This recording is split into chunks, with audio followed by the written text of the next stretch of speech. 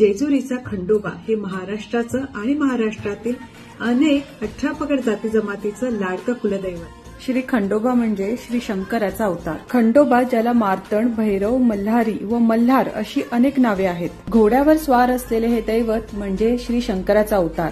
यांच्या पत्नी म्हाळसा आणि बानाई। नवसाला पावणारा आणि संकटात आपल्या मदतीसाठी धावून येणारा अशी ख्याती असलेलं हे दैवत आहे। महाराष्ट्रासोबतच कर्नाटक सीमेवरील अनेक कुटुंबाचे हे लाडके कुलदैवत आहे। मणी आणि मल्ल या दोन दैत्यांच्या वधासाठी श्री शंकर यांनी हा अवतार घेतला।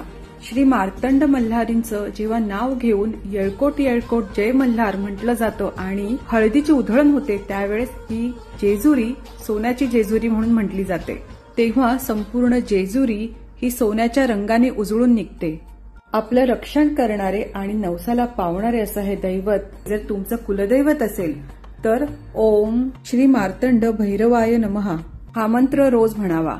जर तुमचे कुलदैवत श्री खंडोबा असतील तर मला नक्की कमेंटमध्ये लिहून कळवा।